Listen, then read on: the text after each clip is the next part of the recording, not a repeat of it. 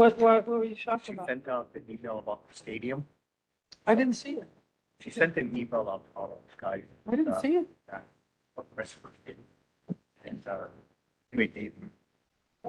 That's the information that, because I talked to him this morning about it. I said, what do you think of stadium?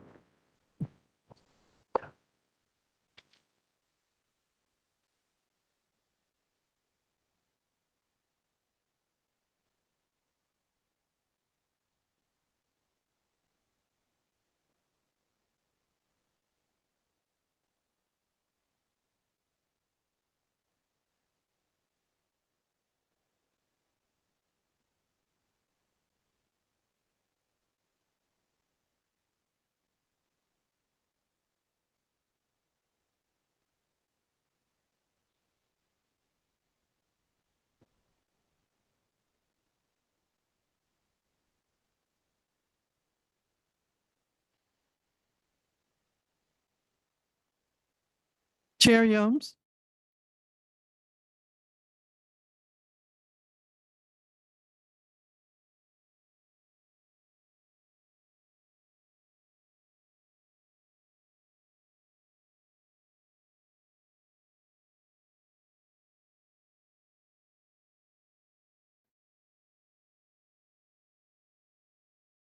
Check, check. Check, check, check. Check, check. No bozos. Check, check.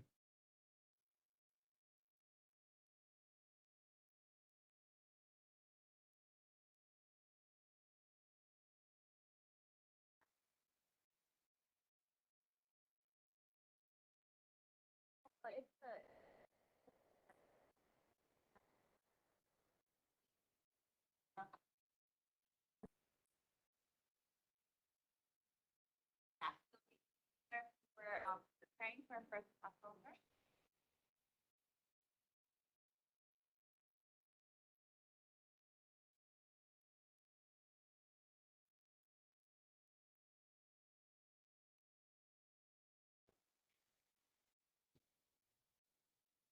Yes.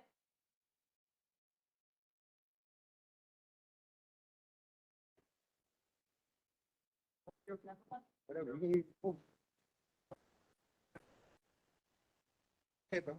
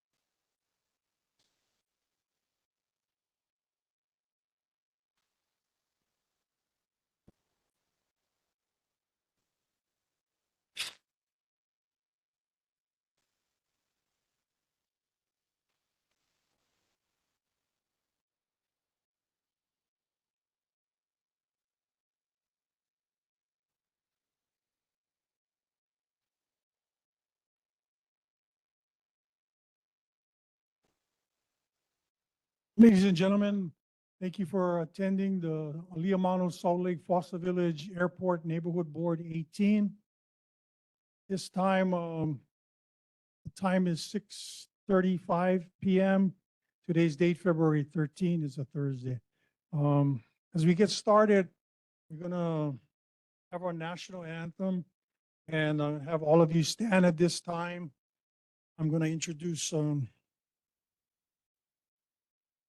singing the national anthem will be musician second class Brenton Mitchell. Petty officer second class Joshua Moreno. He's part of the color guards along with Alexander Bastine, Asia Vangza, and Christopher Jordan. They'll be the color guards for this evening. At this time, can you parade the colors, please?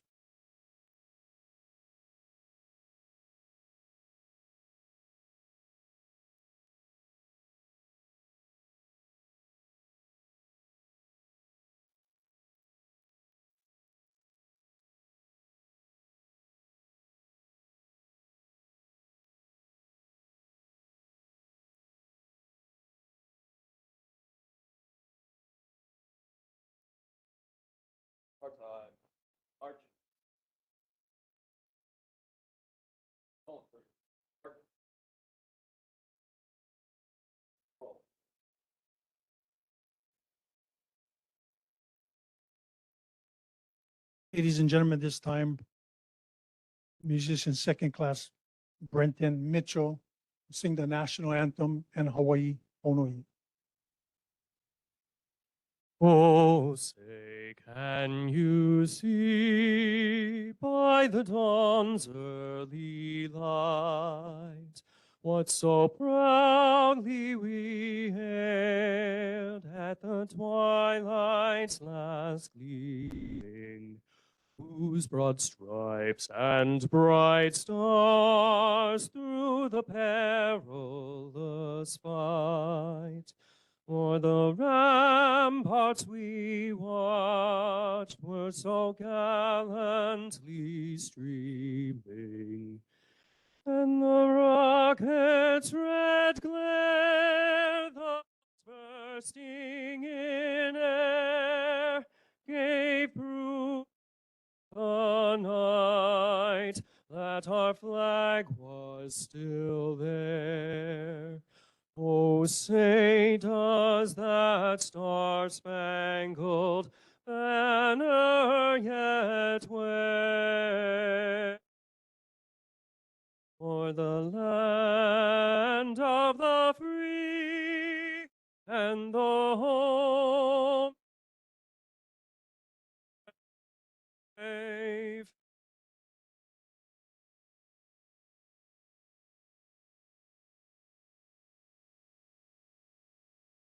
Avai pono I nana I como I kalani ali ke ali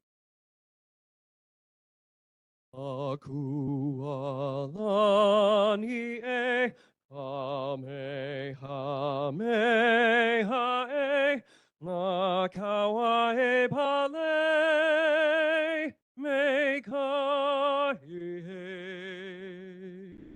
aku alani e kamehameha e na kawa e pale me kahi.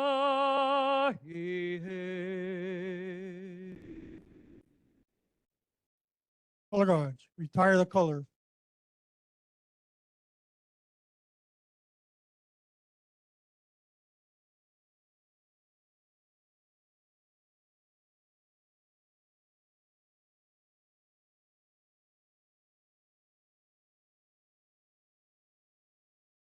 Please be seated.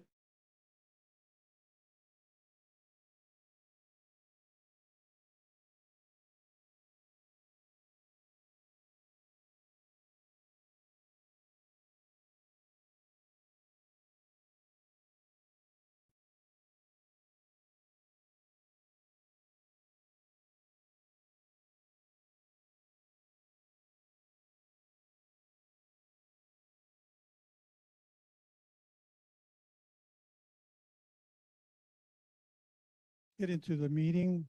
Let's have a roll call of members. Larry Beard, Doug Fujikura, James Gower, Noreen Godfrey, Nicole Hine, Patty Gawa, Chandra Kanemaru, Joseph Omura, David Yomes, I'm here. With that said, we do have a quorum. Let's get into our meeting.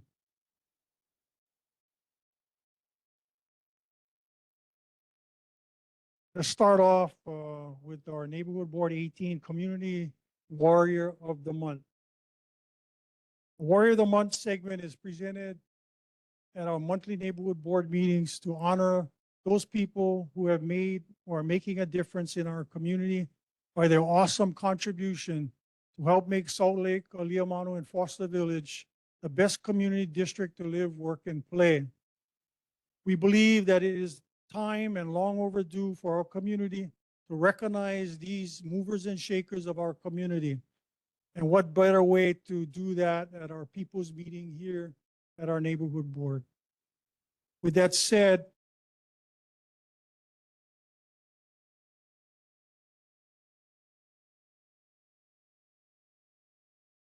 Joint Base Pearl Harbor Hickam is home to more than 270 tenant commands, 8 ships, 15 submarines, 7 fixed-wing aviation squadrons.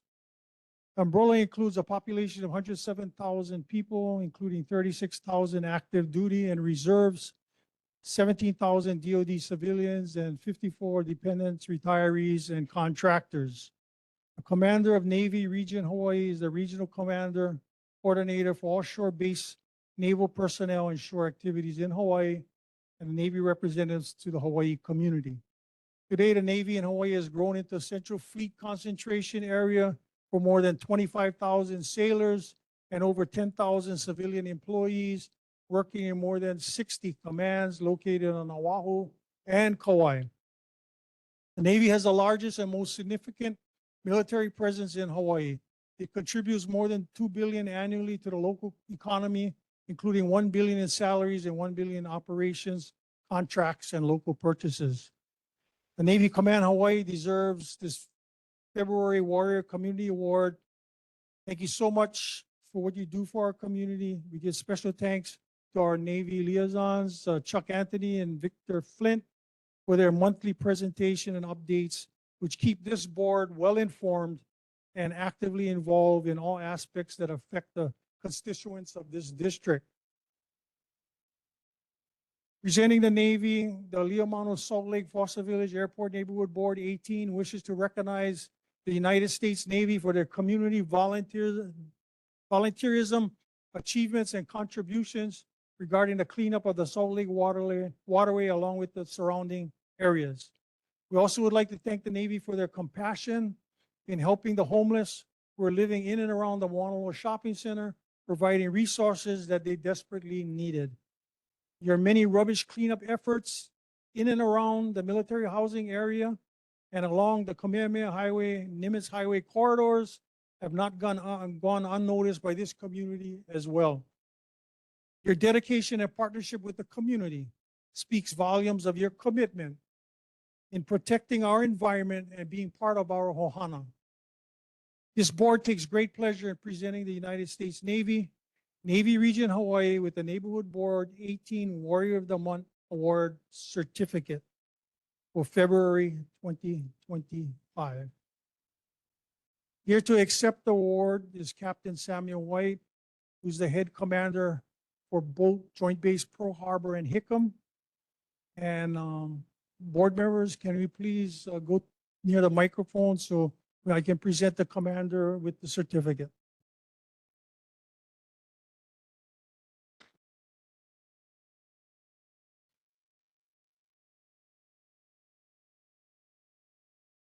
Commander, can you join us for the photograph that we can take?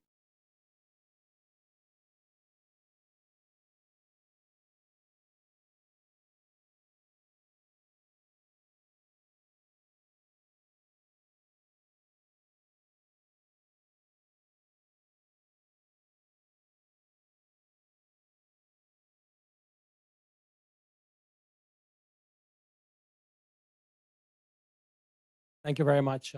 Before I accept this award on behalf of the Navy, there's a couple of things I wanted to say. First of all, Mr. David Yomes, who is the chairman of this board, I found out recently that he has retired as a police officer from HBD. And I was very touched by that. Somebody who has dedicated his life to service. Even after he retired, he's continuing to serve. So thank you, sir, for all you do. I'm very grateful. And with that, you deserve a lot more than I do. I am Captain White. I'm the Joint Base Commander here in Pearl Harbor, Hickam. I've been here for about 8 months. Before this, I was the commander of Naval Station Guantanamo Bay for 3 years and 1 month. So I left that place there in June of 2024, and I got here in July of 2024. When our liaison officer, Uncle Vic, and the PAO, Public Affairs Officer, Chuck Anthony, told me about this thing, I was really touched and honored that the community would decide to do something like this. It is a part of what we do. It's a part of our mission to be good neighbors, good partners, and do what we can to help when we can. I thank you very much.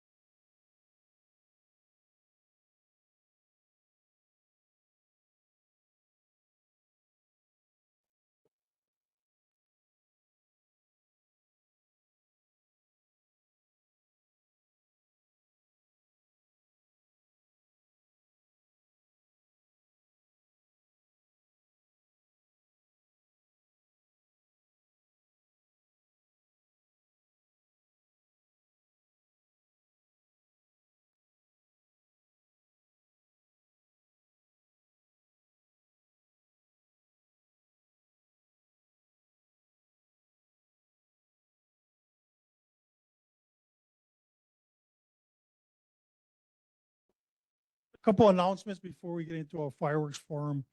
The next Salt Lake Waterway cleanup will be on Saturday, March 8th and 22nd at 1 p.m. at the Howard Shima Likini Street Mini Park, 5375 Likini Street. We're going to start with this illegal fireworks forum that we scheduled for this meeting. And it's going to be a little bit different from how we regularly have our meetings. So basically, we're going to cover not only the Āliamanu fireworks explosion, but illegal fireworks in general.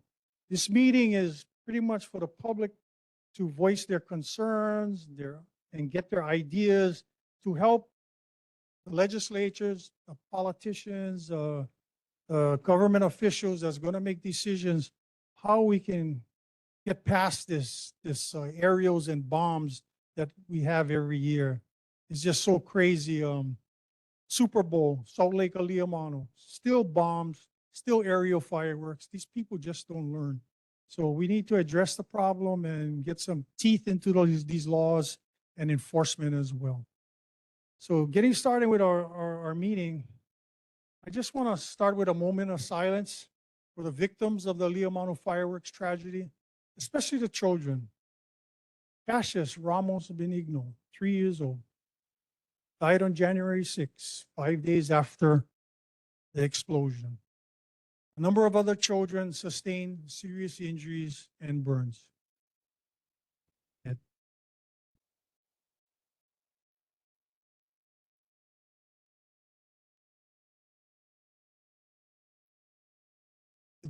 Let's get started in our forum. First of all, I'm going to call up Fire Chief Howe, and he's going to cover some fire-related stuff. He will not get into the criminal stuff.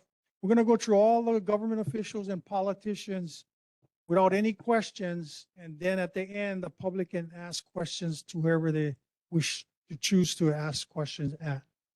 But anyway, Chief Howe. Good evening, everyone. Thank you for allowing me to be there. Kalani Howell, Fire Chief of the Honolulu Fire Department. Again, it's an honor for me to be able to speak on behalf of our department. I think we're all here for the same reason, is to prevent tragedy like this from ever happening again. So what I'm gonna do is kind of take you back into the incident of that night, just so you guys can get an idea of the scope, just the devastation of what happened that night. So just to give you a little context, Honolulu Fire Department responded to 63,000 calls last year, approximate average of 175 calls a day. For the day of 12/31, 0800 in the morning to 1/1/2025, we responded to 276. So we know that New Year's Eve is a busy day for us. It's approximately a 60% increase over a normal daily average. So again, we try and prepare our personnel, and they know it's going to be busy. Again, that just wanted to give you some background information of how busy New Year's Eve can be for us. So going back, the initial alarm came in at 11:59 p.m. Call came in from a neighboring property across the street, one house over, 4137 Keaka Drive. And the caller reported just fireworks explosion, damage to the neighboring home, but no injuries. So as such, we sent one unit or one engine to investigate, to look into the issue. As they were responding, another call came in, an updated address of 4144 Keaka Drive. Then they reported 4 injuries at that time, not really identifying the scope of the injury, just injury. So at that moment in time, EMS was also dispatched to this alarm. Nothing out of the ordinary. Again, what I want to highlight is, as they were responding, again, you're talking about 12 midnight, all the fireworks are going off. As they approached the scene, they approached from the Bikini side of Keaka, from the town side. And what they reported to me, it was kind of coned off. The street was coned off. At that time, there were fireworks going on both sides of the street. Low visibility. All these explosions still going off, even right after the explosion. So going and traversing down Keaka Drive is kind of very slow moving. They had to make sure that they didn't hurt anyone or they didn't run anything over. So when they finally arrived at scene, it was at 12:07. Again, like I said, they really didn't know what to expect. I was thinking more of an everyday alarm. So only when they got to scene, hit the anchor lock, did they really witness the devastation that was before them. The incident commander, our firefighters got off the apparatus, and immediately 10 injured individuals came up to them. And you can imagine, captain or incident commander at the time, he's trying to assess the situation, looking at the damage. Is there any fire? Is there any possibility of a secondary type of explosion? So having to deal with 10 people rushing to you like moth coming to a light, and having to assess the situation. It was a tough situation for him, but I give kudos to Captain Ryan Chong. He's one of our veterans, and he did a great job of staying calm and being able to recognize this is something more than we can handle. At that point, he relayed that information over to our dispatch, and ultimately 9 of our units responded or were dispatched, and with 31 of our personnel. So again, when we arrived at scene, down the road, he could see at the corner of Bikini and the intersection on Bikini Street, EMS also arrived at the same time. So we radioed them that they were going to stay in that area to be the triage area. So immediately after getting off the apparatus, like I stated, 10 patients that turned into what we call a mass casualty type of incident. Level 1 is 2 to 5 people. Level 2 is 6 to 10. Level 3 is 11 to 50, and that's what we were presented with, MCI level 3. And at that point, our strategy kind of shifts. At a mass casualty incident, we only have very few resources at the scene at the beginning. So at that point, the goals become trying to do the greatest good for the greatest amount of people, and with the basically the resources that we have. And so at that point, we do what we call a triage, being able to categorize the patients in the order of severity. Now, I have to give our hats off to HPD because they also were arriving all at the same time. So again, we were at the scene of the home. The triage area was out on Bikini Street, approximately 250 feet away. Again, all of this time, as we were working, fireworks going, smoke, visibility is still bad. hear very well. Communications was difficult. So again, police came in. It was a big help. Ended up helping us triage, and the neighbors also were helping everyone get the walking wounded as we went to the triage area. 50 feet away.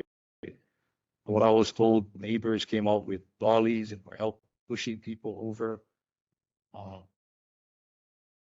And the police department was a big help. They helped us clear out the home. The people in the home when when the explosion went off, broken glass, but that's description that my captain gave me and said it looked like things were just all over the place.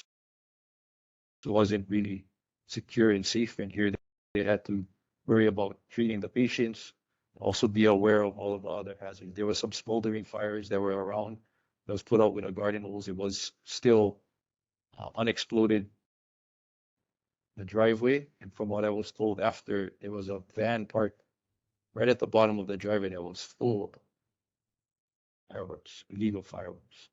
So again, it could have been much worse if those fireworks actually went. So again, we shifted again into the triage. All the patients were carried, like I said, 250 feet away. All other responding companies were out on Salt Lake Boulevard.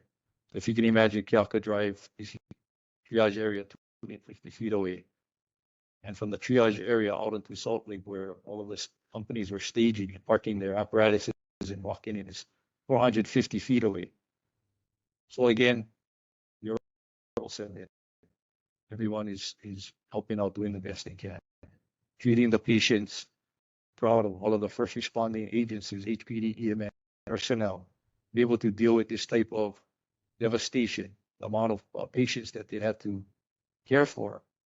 And in a matter of a little over an hour that they had almost everyone transported out. I think that was something that we should all be proud of.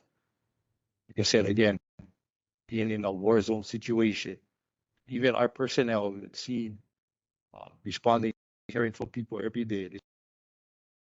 Things that they had to witness.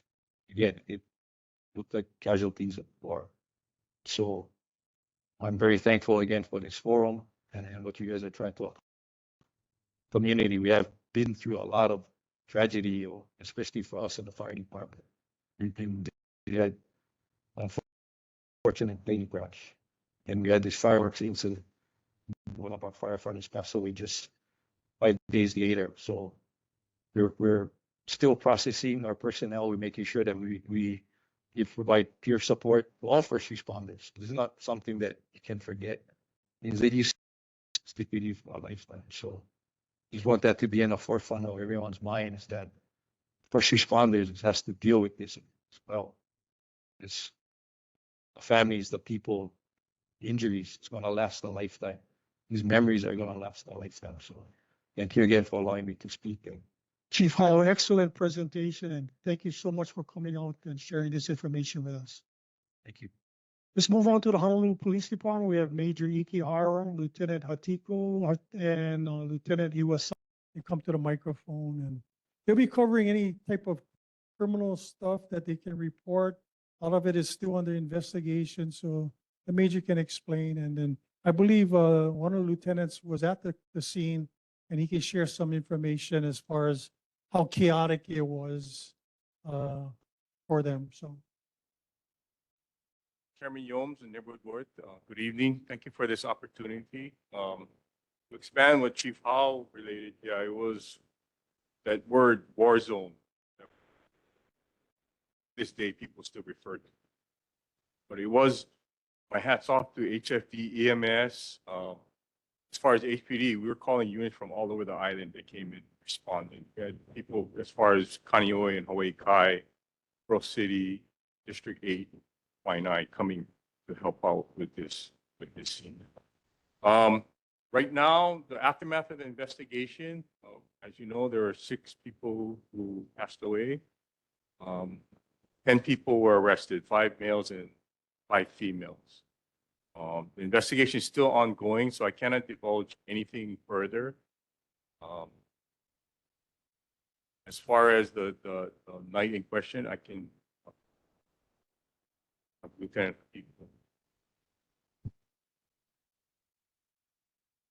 Good evening, everyone. I'm Lieutenant Creighton Atiko. I'm one of the nighttime commanders at the police station. I was the lieutenant on duty that night.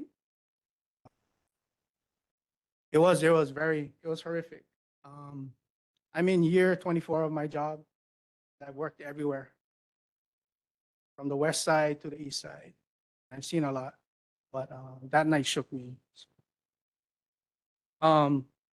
From our crew scheduled that night, we had at least officers in the 20s, 20 or so officers working that evening.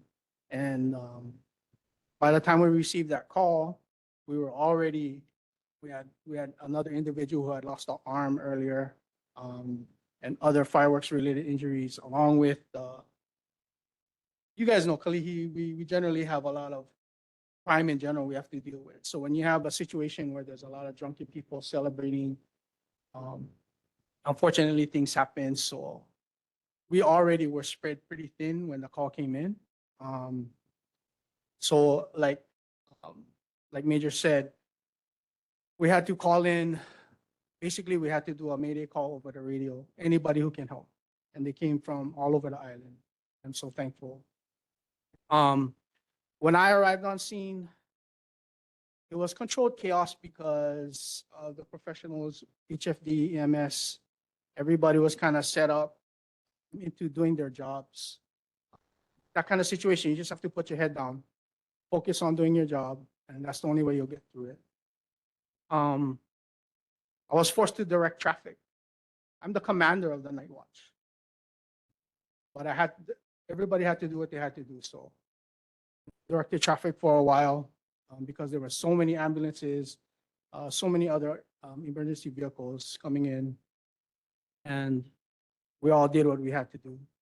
But the injury scene felt like I was on a movie set. Horrible, horrible. It was stressful for everyone. Luckily, you know, we all were able to come together and get the best possible outcome we could. And it's sad to hear that additional people, the victim count is up to 6 now, including that young child, that 3-year-old. It's very sad. So I hope we can come to some kind of resolution. Thank you, Major, Lieutenants.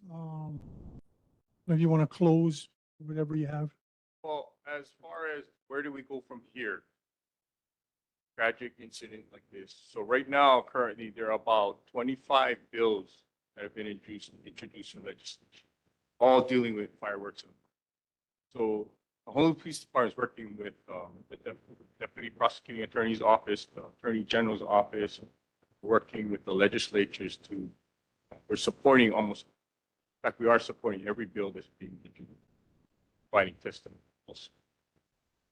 It's going to take a group effort. As far as our first responders, we're all supporting whatever can be done to make it a little bit, some teeth into the laws where we can make a difference. Thank you so much. Appreciate you guys coming out. Excellent job. Well, Lieutenant, you had something else? Sorry, just to give you guys some context, I took a screenshot, a photograph of fireworks calls we'd have from beginning of October till the end of last week. We had 313 calls about fireworks. Only 2 calls were we able to generate an actual report with the suspect listed, because only in those 2 situations was someone in the community willing to step forward and act as a witness. That's ending up being one of the harder things about trying to enforce the current laws, is we need an eyewitness. And it's hard for us as police because we're mandated to operate with all our emergency lights on, even when we're not responding to emergency calls. It's hard for us to catch people in the act. Even if we are able to roll up on somebody and you hear the firework go off in the air, there's the issue of evidence. the evidence blew up in the air. So a lot of the cases that went through, if you guys can read Civil Beat, they did a article about it. They all get dismissed because of a lack of evidence or a lack of a witness. So as it stands now, that's one of the things that they're trying to deal with, that issue. But hopefully the new legislation comes in and deals with that.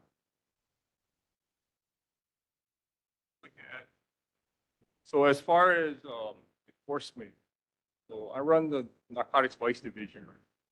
So what we're doing is we're focusing on interdiction to a lot of it's, working with the postal, working with Department of Law Enforcement as far as our courts. And that's one of the things that we're concentrating. Kenan?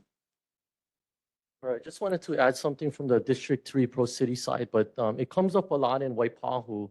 And we don't want anyone to jeopardize their safety, but we tell the board there that if somebody does videotape the perpetrator and shows them lighting the fireworks, then we can cite that person. We'll retrieve that video and cite that person for the fireworks violation or arrest them. So like I said, we don't want anyone to jeopardize their safety and go out there and film your neighbors or anyone doing it. However, it is enforceable in that manner if we do get the video of it. Because a lot of times the calls come in, by the time the officers respond, it's over, they cleaned up their rubbish already. So we find nothing, but we do have cases now where people submit videos and then we do cite that person for lighting that fireworks. So we had a bunch of citations this past New Year's. And I just wanted to say my observation only. After the fireworks incident, unfortunately, that fireworks incident happened, but the calls for service for fireworks, it drastically reduced. So Waipahu, including Foster Village too, had 0 fireworks related. I know there's still fireworks that's happening, but the calls for service did drastically reduce in our area. Gentlemen, thank you so much. Appreciate it. Great presentation. Thank you. Anybody from the EMS, Emergency Medical Services?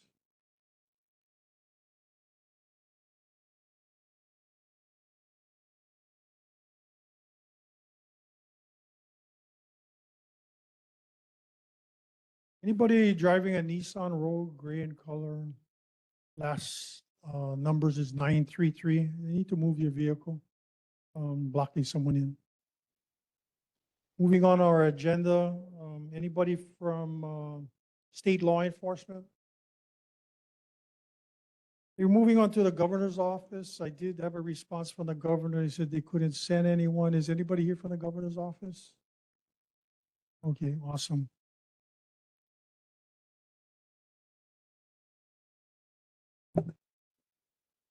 Aloha Chair, Board, and community members. My name is Diamond Badajos, and I'm the Information and Public Relations Officer at the Department of Hawaiian Homelands here on behalf of the Governor's Office. So I do have a written statement here to share.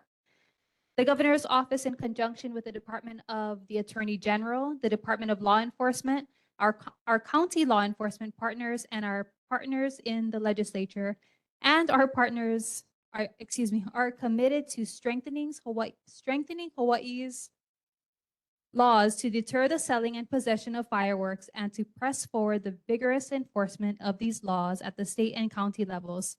State and county law enforcement agencies have been working with federal partners over the past year through the Illegal Fireworks Task Force coordinated by the Department of Law Enforcement. Everyone acknowledges that the partnerships and federal support on this issue are more important than ever. Thank you. Going on to the mayor's office, Mayor Blangiardi. Mayor Blangiardi had an awards ceremony to go to, so he couldn't make it, but he did send his staff here. Brian?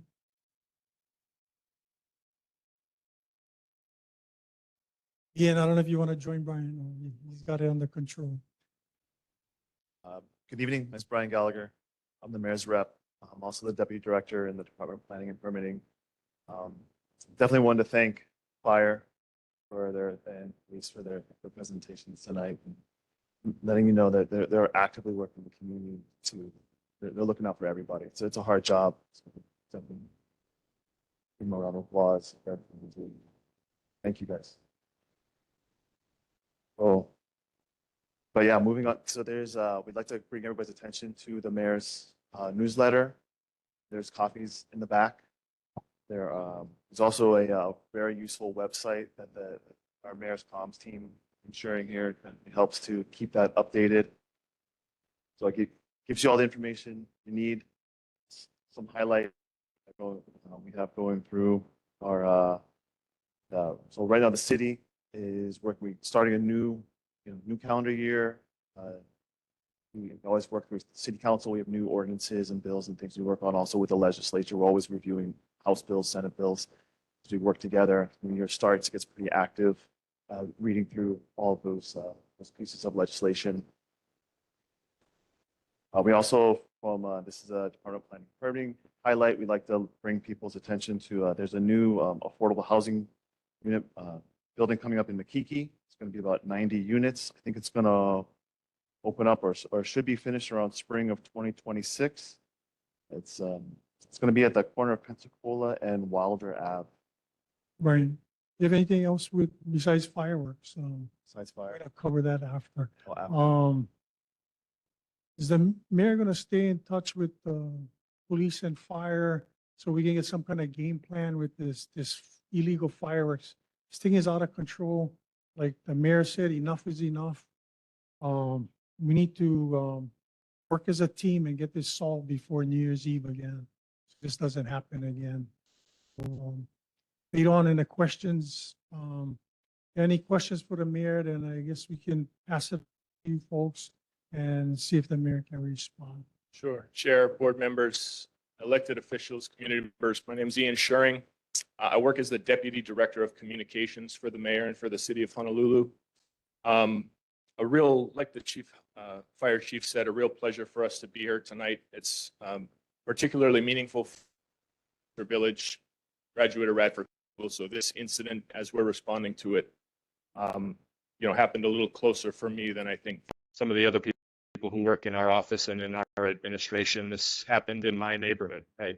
So you listen to the way that the chief and HPD speak about the incident, and it really did hit a little different. So I appreciate being here. To your point, Chair, just want to say that I think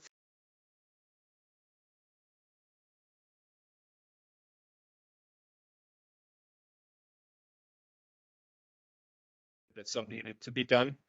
The mayor is still committed as strong.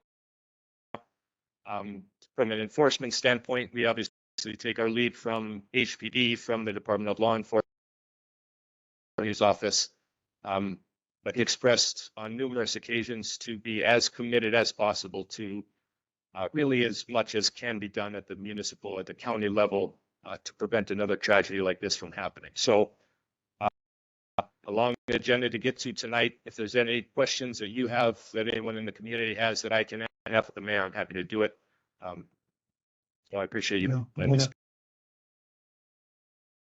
Coming out and calling the mayor's office. Let's move on the agenda. Let's have a Cordero speak of fireworks, please.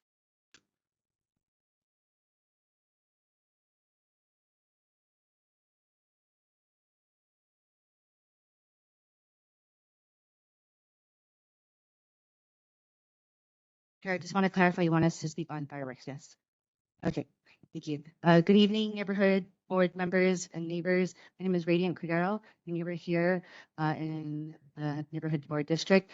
I just wanted to share that as lawmakers, the city council has been known to be the one to actually make the strictest laws on, to make the strictest law in the state banned fireworks. I don't know, however long ago that was when I was a kid. But when we pick up certain laws, we have to understand that we deal with the fact that we're not able to set felony charges or penalties. And so we have a bill that deals with the fire code that's been in for the city council, because that's what we are able to enforce right now. And so hopefully we can work with the city administration, Honolulu Fire Department, the public safety chair, and who's a co-introducer to that bill to see what is possible, which looks at increasing the possible penalties for that. We did receive word for that bill. Oh, sorry, I should name a bill. The bill's Bill 7, 2025. And we did receive testimony about the unenforceability due to the lack of powers that the counties are afforded to do such enforcement or such lawmaking. With that, as lawmakers, what we can do is support our Honolulu Fire Department and Honolulu Police Department and Emergency Medical Services, all of our first responders to the best of our ability. And as the former budget chair, I can assure you that we do just that, and we will continue to do so from my standpoint. With that, I'll keep everyone posted on when they can look to provide input on that bill, because it will take everyone's thoughts and sharing their thoughts on how we could make it actually work instead of just being something that we throw out there then is immediately killed in court. So hopefully we can do that. Other than that, I once again really want to thank our first responders. They were keeping me abreast really from the moment it happened, or maybe not the moment, but maybe a few hours after it happened throughout the weeks, and actually have provided some input separately for Bill 7 actually. So I will be looking at their suggestions. Some of them actually responded to the scene from the police department. So I really appreciate their thoughts about it because they're the ones who are enforcing. And yes, thank you. Thank you, Council Member. Senator Wakai.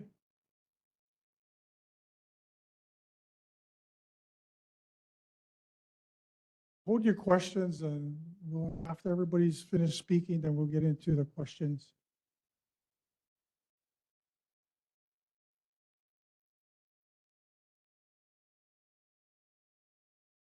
Aloha Chair, Yomes, members of the board.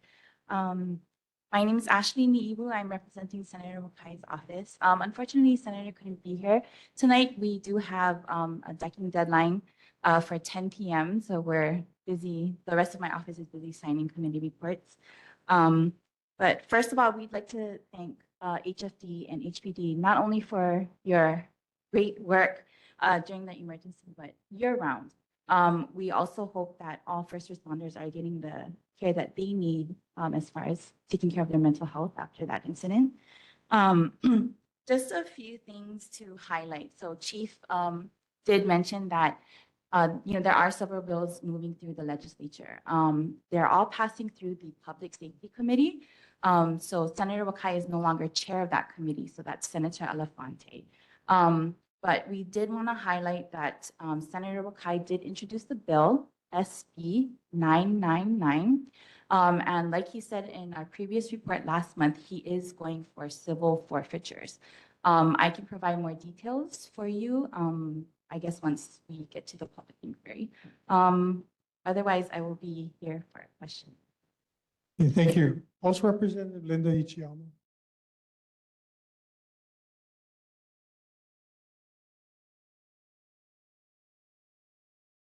Aloha Chair Yomes, members of the board, Shonda De Los Reyes for Representative Linda Ichiyama. Quick notice before I give a quick overview of the bills moving through the legislature. Rep. Ichiyama has left the building.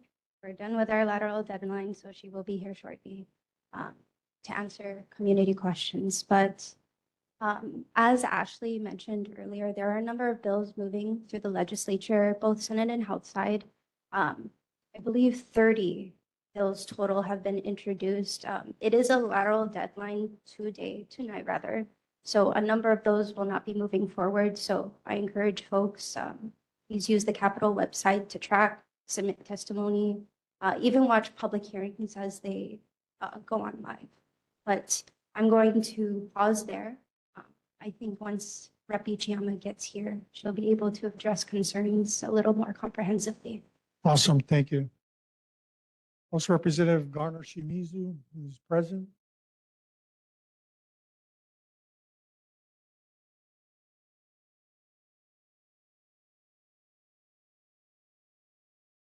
Chair Board, excuse me.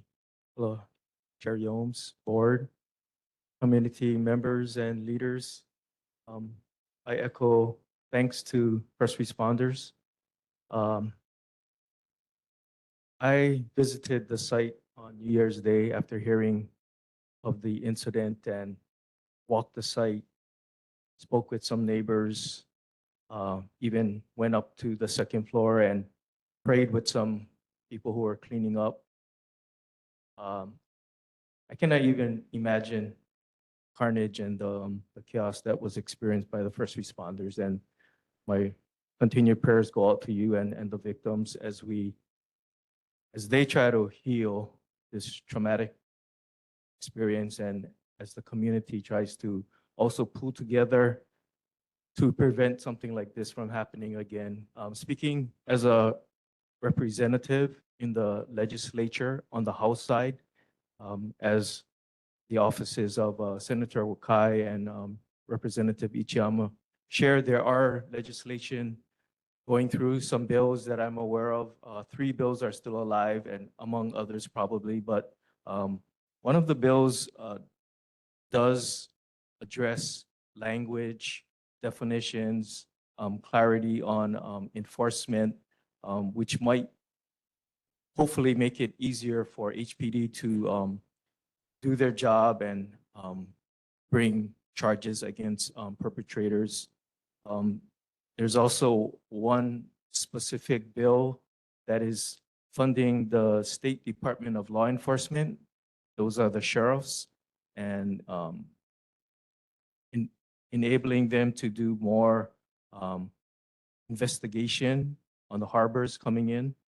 So this is a joint effort. There's no silver bullet. We all have to work together. The state, the House, the Senate, Republicans and Democrats, the city, HPD, HFD, Department of Law Enforcement, EMS, the military. We're all in this together. Chair Yomes, thank you for your leadership in highlighting this very, very important issue and not letting it be forgotten. I will say many times as the public, we have a short memory. We're like looking for the next great thing, and we forget, and we should not forget what happened. Whatever happened is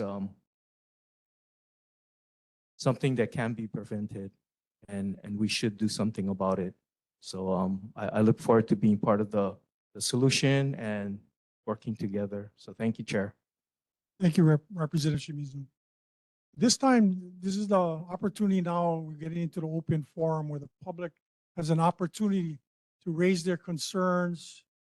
If you have any ideas as to how to address this fireworks issue, this is a good time to bring it up. So if anybody in the audience wishes to come up to the microphone, please identify yourself. And then if you have a question for anybody in particular that you heard this evening, you can address the question to them. Anybody in the audience wishes to say anything regarding illegal fireworks or the incident in Āliamanu? Nobody's shy. Anyway, board members, starting to my left. Mr. Gower, Mr. Baird. You guys look alike. Mr. Baird, can you your input in the fireworks situation? Well, real quick, I would like this board to see every piece of law written come across our table. It's great to talk about it, have people have ideas, but until we can see it in written form and we know what you guys are thinking and working on, that's what we want to see, because that gives us a guideline to where we can help. where we can give you a guidance to what we know. And I think that having any type of laws that come through or even are being thought of, write them up and give them to us and let us review them so that we can give you help. Thank you. Mr. Gao.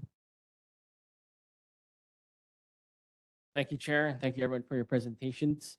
Just real quick, I got one from a local resident in Salt Lake. Her name is Tammy. She just texted me. That's a tough one, she said. They have to start by cleaning house and HPD, HFD, and office holders. How can illegals come in without being detected? Somebody's got to be aware of them. It's not like they can hide them and sneak them in. And that's the end of her comment. So I'll leave that with that. As far as personally, I had a question for the city. How can we use the refuse division to track all these fireworks, because they have to go to a landfill somehow. Okay, so how can we track that, and how can we prevent possible garbage fires from unexploded fireworks? So how is the refuse division can be involved in this evidence making and whatnot? That is my question to anyone. Thank you. Anybody? We'll take that question back and we'll try and get more details if they have a way to analyze what they take in by district or whatever is trying to figure things out. But I'll let you know. Mr. O'More. Yes, I've had, yes, I've experienced a lot, heard a lot, and you can feel it, I guess, even on New Year's Eve when I was home in Salt Lake, I felt that as well. Probably one of the worst. Normally it's pretty quiet in our area, but then this is normally I'm not home, so I don't notice that maybe, but I was home that night and it was probably the worst experience I had. So I had to blast the TV and I still couldn't hear it. But my question is, we brought this topic up before quite often, this is not like a first time going over. And one of the things that we came down with is most of it, it seems like, and I could be wrong, but the opinion seems to be that most of it is coming through the harbor. And that would kind of go into the federal jurisdiction because the harbor's division, I mean, the state has theirs, but we've already talked with the state in the past and they told us that their hands were tied. So for the state then, since no federal guys are here, are you guys working with the federal government kind of thing, like Ed Case or Mazie Hirono or any of our, shots, those guys with the state? Because that, the harbors is state and what's coming in is probably coming in from, there's all kinds of guesses. It could come in, but probably not from the United States. So therefore it's federal jurisdiction. And then I've often heard this over and over through the years is that they can't do anything by themselves because the state will say, my hands are tied. City will say, my hands are tied. The feds will say, hey, I need stuff coming from them. And it seems like, I mean, I talked this over with, I hang out with the McDonald's seniors, right, at McDonald's in Salt Lake Center. And I talked with those guys and I talked with the people there when we were there today and talking about it. And it's kind of discouraging when we always hear the same thing, can't do anything about it because, not our jurisdiction, not our thing, not our this, not our that. And so it seems like somebody's got to grab the ball, and it seems like it's going to take a combination of everybody working together, not just the city and the state, but city, state, military, and the federal guys as well, because it's sometimes, and I feel, and this is just the feeling I have, and the guys I talked with, we have, is that our federal government, I hate to say this, it seems like they're not working with you guys, the state and then the city and so forth. And the only one that I've seen is probably Ed Case when he has his calls. And I'm sorry, I couldn't make the last 2 months. He has these set. So anyway, that's the main thing is, how is it going to work together? How are we going to work together when it seems like we're not working together? And that's the question. Comment or question for somebody? I don't know. Yeah, we might have to see in a few months what's happening, but city council member Cordero mentioned it briefly, that we're trying to work together, police, fire, city government. Hopefully we get the state on board, but time will tell. Hopefully it's not going to be like every year before that where January, February, March, we say, oh yes, we're going to have to do this. And then when it comes April to the next December 31st, nothing happens. This is crazy what's going on, but let's continue with the comments from, or questions from the board. Ms. Godfrey. Thank you, Chair. I was wondering, when you've mentioned that there were like 30 bills on fireworks in the ledge, I was wondering where those bills originate from. I mean, is there a particular department that is more focused on it? Rather, not land use or something, but which of those would be more like originating the bills or whatever, if you know? And the second part is there a fast track process that can be initiated with those ones that you're thinking of passing? Thank you. State Representative Linda Ichiyama is in the building. I think she will be a great person to answer that question. Chair Yomes, members of the neighborhood board, apologize for being late. We had a deadline tonight, so we had to make sure everything was filed on time. But I think the department for the state, at the state level, the Department of Law Enforcement has taken the lead on fireworks enforcement. And so they have put in a number of requests relating to fireworks, including a budget request to set up a new fireworks unit, as well as a request for lab equipment to test any fireworks that they find or confiscate. Because in order to prove the case in court, they have to show that whatever they confiscate meets the definition of fireworks and meets the required pounds, right? So you reach that felony, different felony level. And I think your second question was, is there a way to fast track any of these bills? That's a conversation that we'll have to have with the Senate and the governor. I think we're trying to make sure that all of the bills are also as fully vetted as well as they can be. And so it's a fine balance between making sure we've thought everything through, and that we don't have any unintended consequences, and at the same time, trying to make sure that we move as quickly as we can.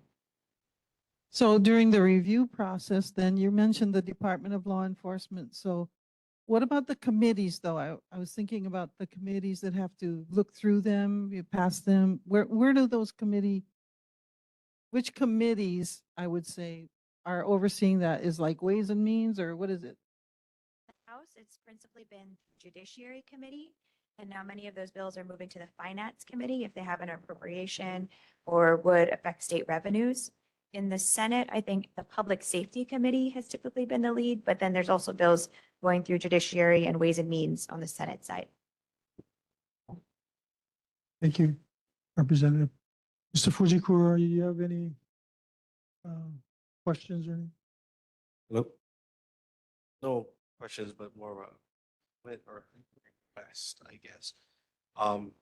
If our elected officials could keep the neighborhood board updated on the progress with those bills that are currently in legislation, I would appreciate. Yeah, I have a few questions. Well, 2 years ago, when this thing came to light before this tragedy in Āliamanu this year, the Department of Law Enforcement supposedly found 2 containers. There was stuff with fireworks. That was about 2 years ago. Since then, nobody got arrested. They did the recovery of the fireworks, but nobody was arrested. No responsibility was given to anybody for those illegal fireworks. And I think most of it or all of it was aerial related fireworks and bomb related fireworks. My thing is, the law enforcement of the state with those containers. They either did it wrong where the prosecutors didn't accept the case because there wasn't no search warrant involved, or the tracker wasn't put in the container, and they followed it to the destination like they usually do with narcotics. But something was done where I don't think the prosecutors accepted the case. But I need to hear from the state, give them an opportunity. But I've been asking for a few meetings for the state Department of Law Enforcement to come out, but they said they don't have enough staff, and we're at that point. But I need them to come out to these community meetings and answer some of our questions. From the state, somebody, I don't know if it was the governor or somebody, said that, oh, we're gonna get this $300 fines given to people that violate, that's caught with aerial fireworks. I don't know if they were serious or not. But that's so ridiculous because these people are buying permits at $25 a piece. They allowed 8 permits. That's $200. They have 2 of their friends or 3 of their friends. That's $600, $800. Plus the fireworks cost thousands of dollars. $300 is not going to matter. That's not going to be a deterrent. We need jail sentences. This is a danger to the community. And these idiots out there, they don't care about this law because look, Super Bowl, Salt Lake Foster Village, aerials, bombs, they don't get it. So we need to get different laws. We need to get mandatory sentences by the courts, take it out of the legislators, take it out of the court's hands, get mandatory sentence, maybe a year in jail. Also, take away bail, no bail, because they're a danger to the community because they're doing these bombs if they get caught. By New Year's Eve, coming up New Year's Eve, we need to get at least 12 people arrested. We get 12 people arrested and charged, and bail is either set high or no bail because they're a danger to the community. They have 1-year sentences for being involved in this illegal activity. I think that'll make a difference. But these $300 fines, everybody's wasting their time. It's not going to do nothing for the community. So we need to get together. The community needs to work on this and get some penalties that have teeth in it. And people, these idiots that do these types of, I don't call it even fireworks anymore, it's bombs, they need to be addressed. And I urge people, I know it's hard if that's your neighbor or whatever, but I urge people to turn these people in. For me, if I see somebody doing these illegal fireworks, I'll be the first one to call 911. I'm willing to testify in court and get these people convicted. You're at your homes and you're afraid of your neighbors, invite me, and then I'll I'll see the violation, I'll call the police, and I'll testify in court. Because we got to stop this. I got so concerned with this fireworks issue because of the children. With the one that died, the 3-year-old, and all the other kids that got injured, they were the innocent victims. These adults thought it was fun to see who can make the biggest explosion. It's so ridiculous what happened. It was so unavoidable on January 1st what happened. And we need to get on top of this before New Year's Eve spins around. I'm going to be awfully disappointed if nothing gets done by New Year's Eve this year. We need to address the situation and not let it go. But we need to get all the players involved, government agencies, police, fire, community. Community is important because they're the eyes and ears of the police and fire regarding these types of illegal explosions, I call it.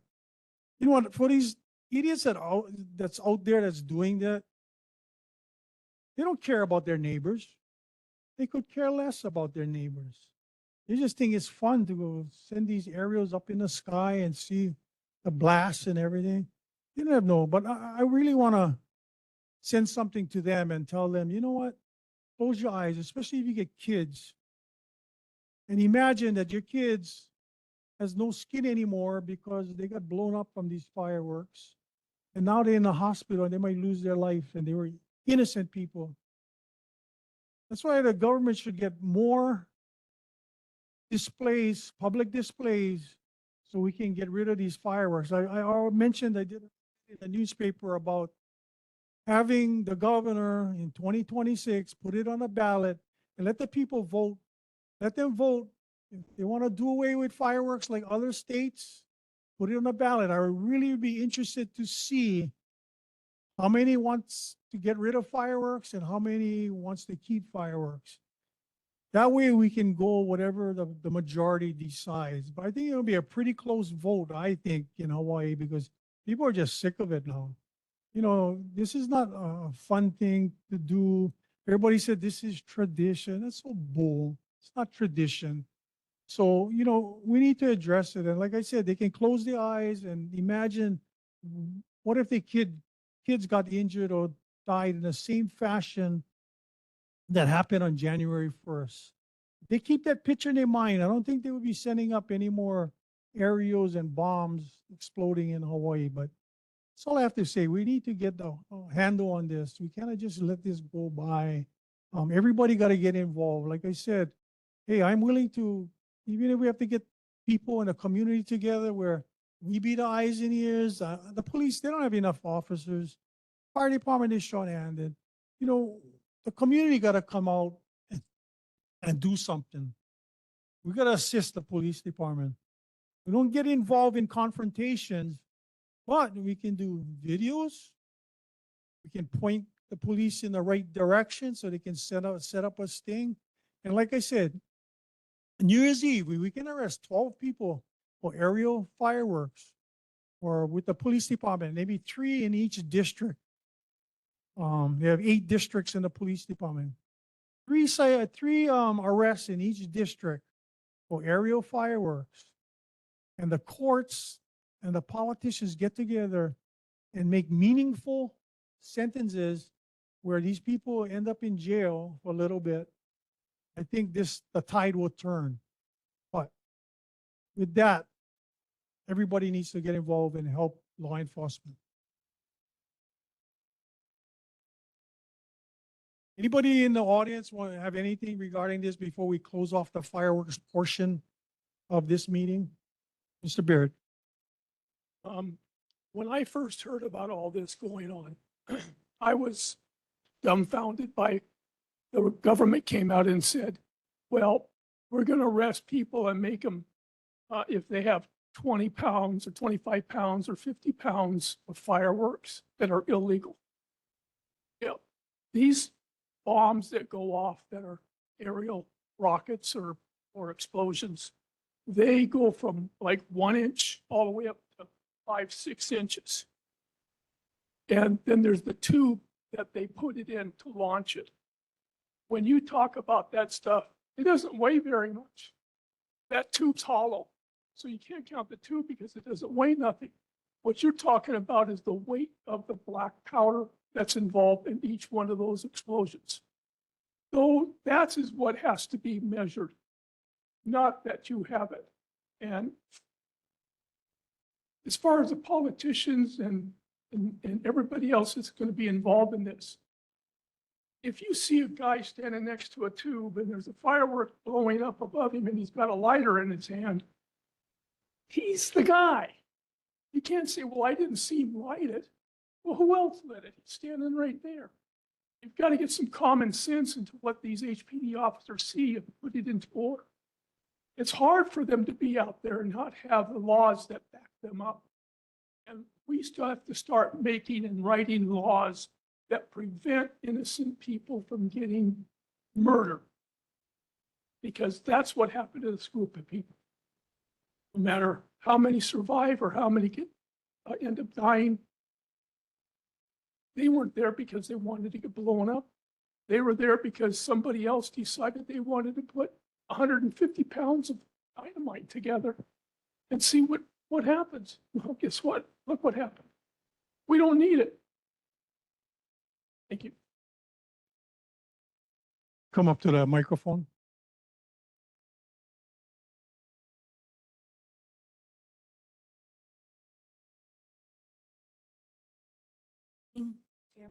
Board community, Liana Kim. I I live in Āliamanu and the accident happened just 3 blocks from our house. So we're used to hearing blasts all night and for a week until they use up all the fireworks. But that particular blast was noticeably louder and just shook the whole mountain. And it took about 15 minutes before the entourage of ambulances came past our home. So we just started praying right away, and the next morning started working on crisis communication talking points with the board and with Army Garrison. Was thankful for the neighborhood supporting the governor's or mayor's request to cease the fireworks in honor of to let the family heal for the next few nights. So it was eerily silent in our neighborhood. I think someone must have forgotten about that. About on the second or third night of the year, there was a single really loud blast, and we just stopped what we were doing and just cried and prayed for the family.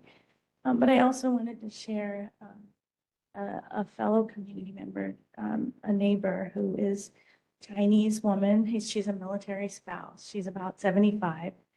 She's lived here for about 50 years. And she said, I acknowledge that, it is part of our history where we would do the fireworks in our front door. But she said, I haven't done that in over 50 years and I don't feel any less Chinese. And it's just out of control and very heartbreaking. And just wanted to share that. And also, last month when our garrison commander, Colonel Sullivan, was here, she shared a little bit of a positive aspect of the Army's involvement in the community is that the C-17 that took the adults to the mainland, to the burn units, was an Army plane. And so we were proud of that fact that we could help. Just praying that we can all work together and get all the levels involved and do what we need to do. Thank you. And we thank the military, Army and Navy for assisting us with that tragedy. Any other questions from the audience before we close this particular segment and go on with our meetings? Still more. 30 seconds, not 5 minutes. I have a question for both Radiant and Linda. I've heard mention of, we have like 30 or give or take so many bills, but you folks were doing this is like a cut today. And how many bills of those 30 are actually going to go through to final reading? What is your thoughts on that? And as the bills progress, can you guys maybe email to David Yomes and let him know what bills is out there so we can kind of focus, testify and focus, because right now we don't have any idea. All we hear is a bunch of numbers, and so I think that would help us. Thanks. I'm going to end this time the forum on illegal fireworks. Oh, Representative Chama, you want to answer his question? Okay.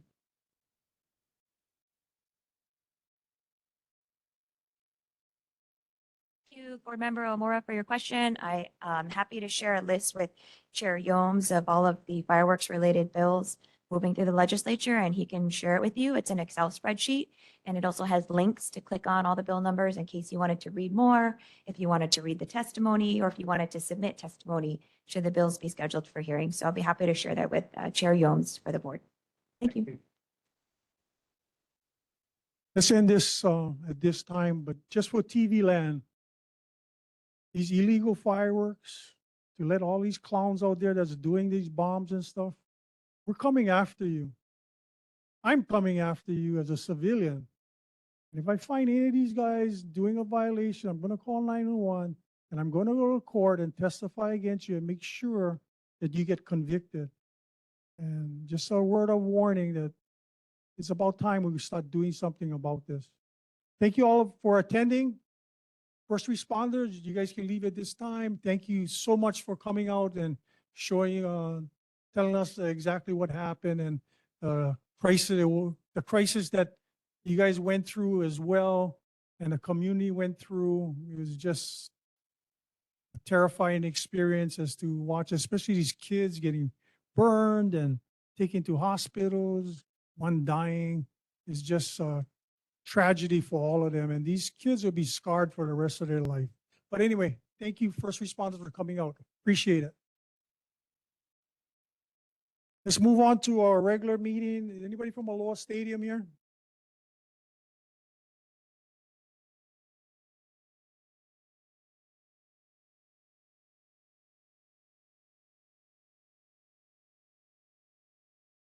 Hello, Chair. Chris Sariyasu, Interim Stadium Manager at the Stadium Authority, and members of the board. Thank you. As you know, we had a community meeting, actually two, one with the community leaders, and thanks for Chair Yomes, Member Gower, and Member Hine for attending and being part of the discussion with Aloha Lava District Partners, who is the preferred offer for the new Aloha Stadium Entertainment District development. We also had about 100 members strong public meeting the next Monday, February 3rd.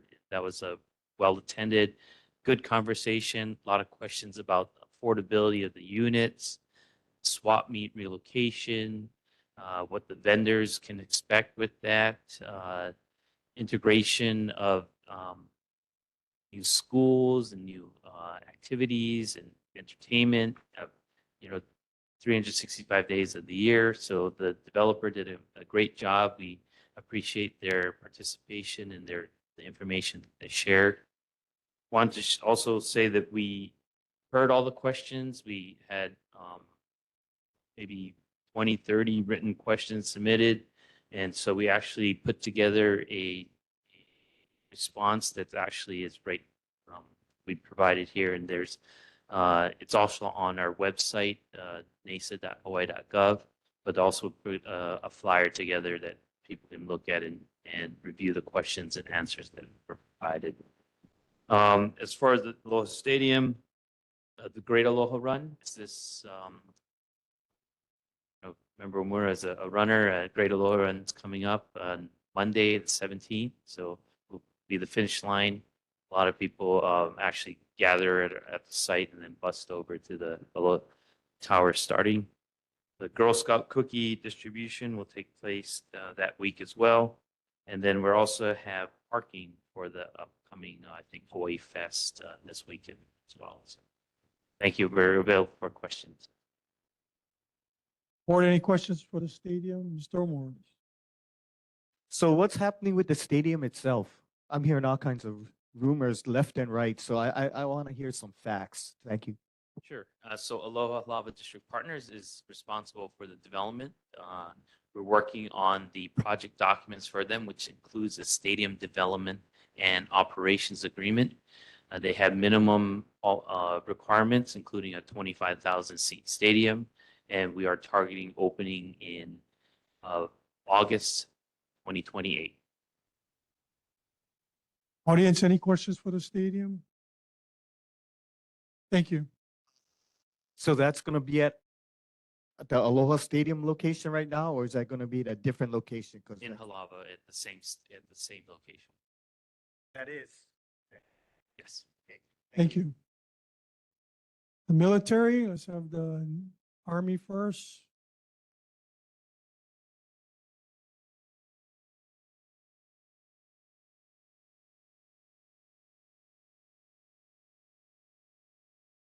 Again, Board Member Yones, board members, Chairman Yones, and board members and community here tonight and on the TV. Liana Kim, Army.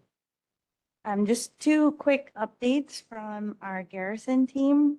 The next training job fair that's open to the public will be held at HMR, Āliamanu Reservation, which is up by the Dole Plantation, February 18th from 8:30 in the morning to 2 p.m. There's just a wide variety of job openings available at the bowling alley, the child youth services, and just dozens of other jobs. So please check it out. And that is, you can find more information on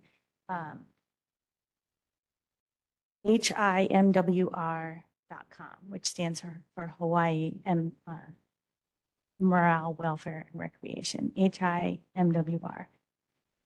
Second update is that in honor of our Vietnam veterans that served in the Vietnam War, there will be a National Vietnam Veterans Day Parade in Waikiki, Saturday, March 29th. The opening ceremony will be held at 4:30 p.m. at Fort DeRussy, which is down on the Waikiki Strip. There will be parking available at the Fort DeRussy parking lot for a different rate than is normally allowed just for the DoD service members. That's all the updates I have. There is a noise advisory for the Schofield Barracks area, which I believe was included in the updates that you get via email, but I'm glad to answer any questions you have. Any questions for the Army Board? Audience, any questions for the Army? Thank you. United States Navy?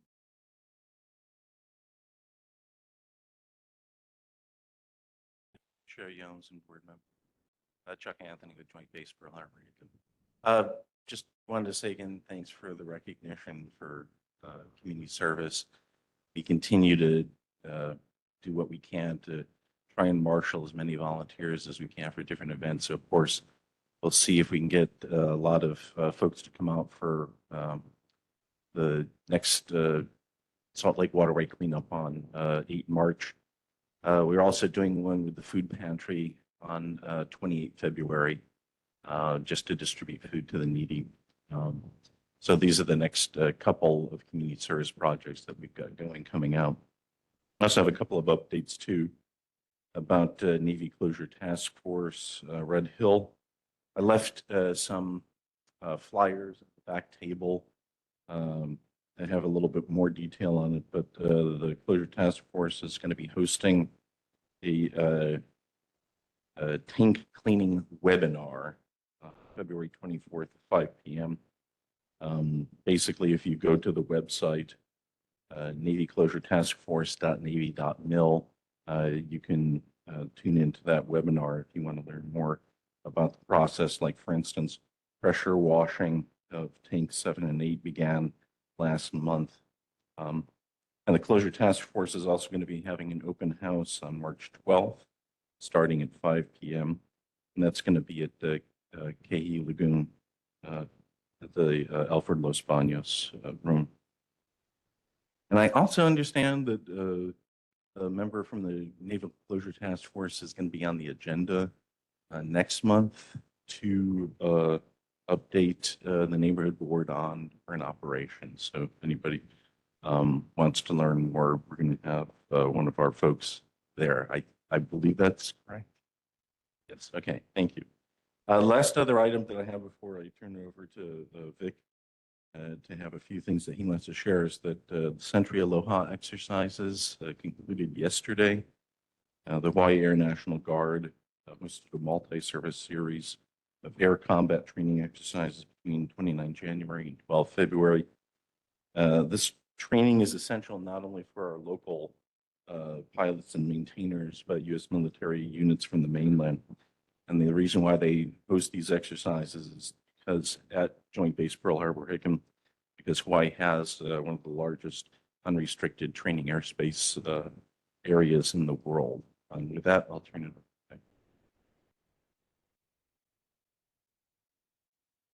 Thanks, Brother Chuck. Victor Flint, Public Works. Mahalo so much for the lay. And thank you, Penny, for recognizing Captain White. It's much appreciated and very humbling. First, water tank replacement, S1 and 2. Moving forward, wall 7 is scheduled to be constructed in mid-March. And once that wall is finished, the roof goes up. The water line replacement, that also is going to begin in March, and that's going to go through the summer of 2026.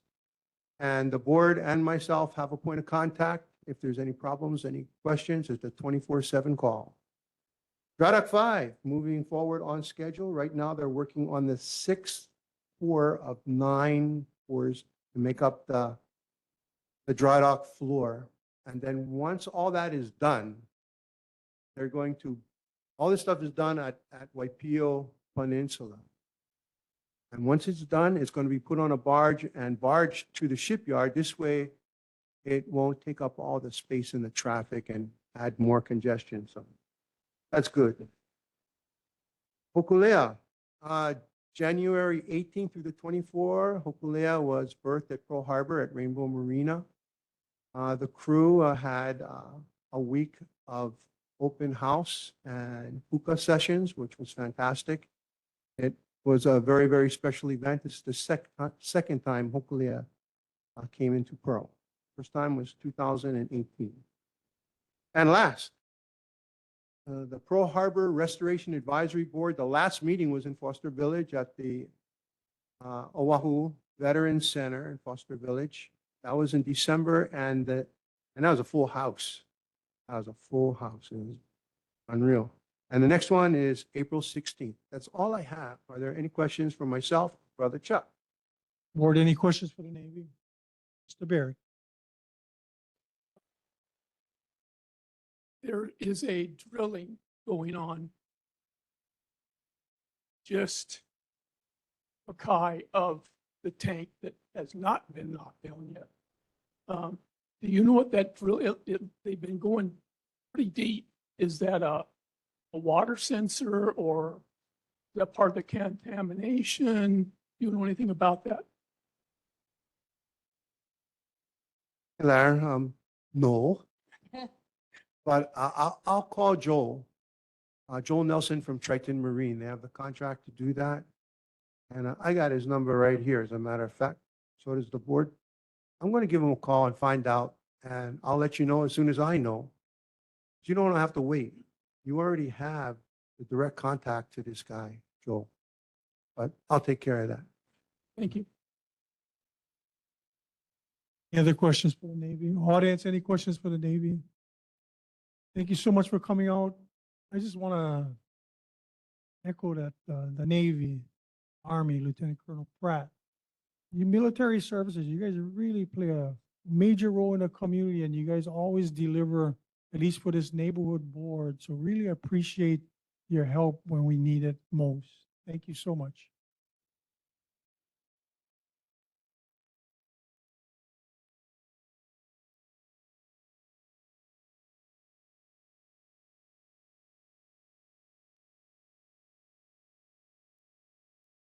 Board of Water Supply?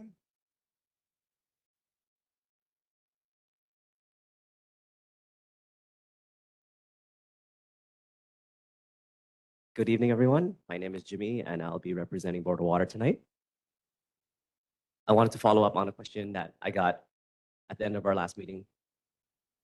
And the question was, with BWS and E&V rates going up, how does BWS prevent tampering with meters? And I'm here to report that the Board of Water Supply uses the following measures to deter water meter tampering. The new water meters are digital, encased in durable plastic, and feature a temper alert indicator. The BWS will investigate any significant deviation in a customer's water consumption from their typical usage, or if a meter reading is not obtained. Should this occur, the BWS will estimate the customer's water bill based on past usage. In some cases, the BWS will secure the meter box with special screws to prevent further tampering. And if illegal connections or meter damage are detected, the BWS will notify the Honolulu Police Department and file a police report. So yeah, please don't mess with the meters.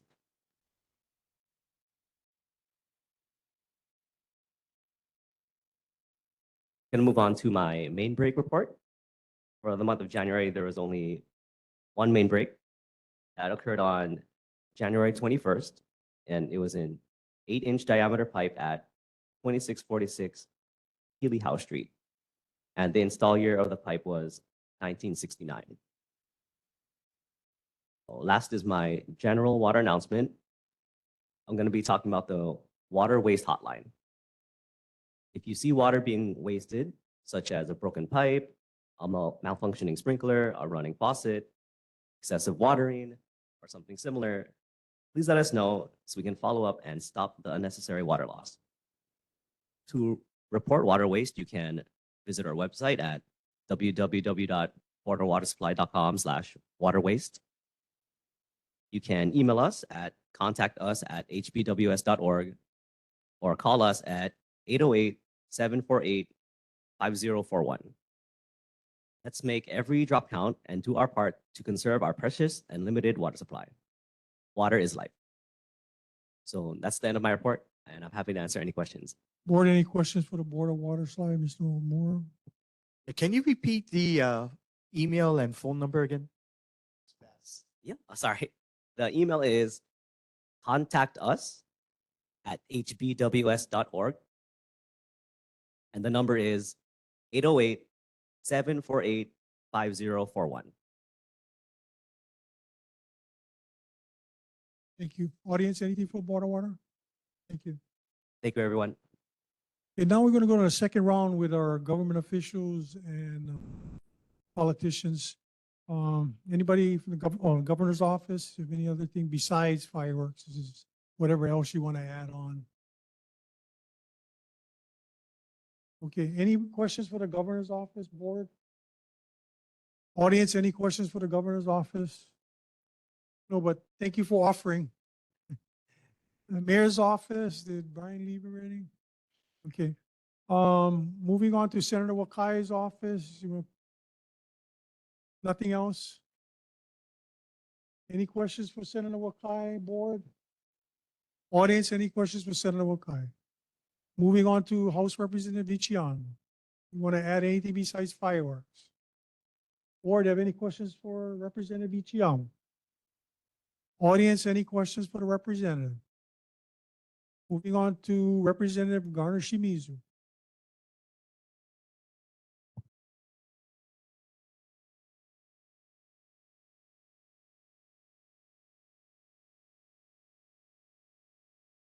Just on the TV.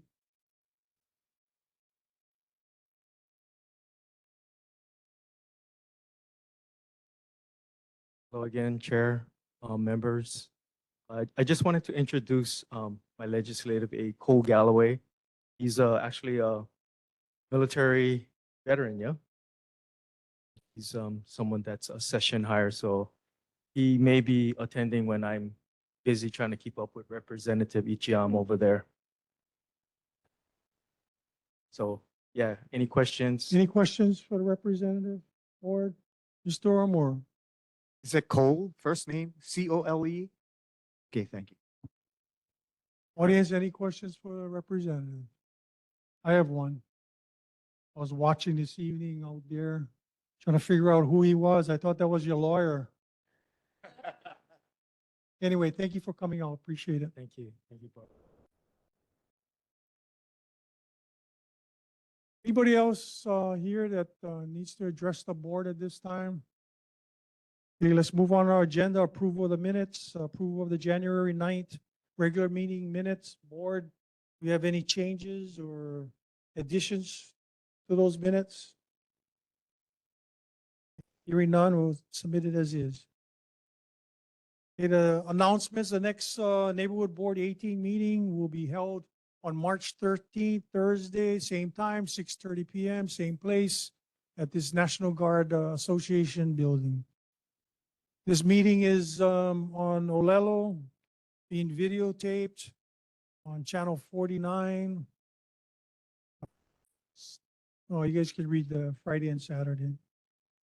Anyway, board, do you have anyone have reports to add to this meeting before I end this meeting? We let her speak. She came late. Yeah. Okay, Ms. Hine, you're up. Mahalo, Chair. Mahalo, fellow board members. I apologize for my extreme lateness to the meeting, but it went faster without me here. That's good. Not all the questions that I usually ask. But I wanted to just update everyone, those of you who asked for tickets for the concert this weekend. I will be personally working on it tomorrow. I have been given access to the ticket things. So I'll be doing that for everyone tomorrow and sending that out. And also,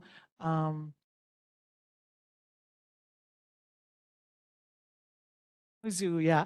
Representative Shimizu for his district, I mean, for Moanalua, I'll be sending them theirs also. That's okay, that's okay.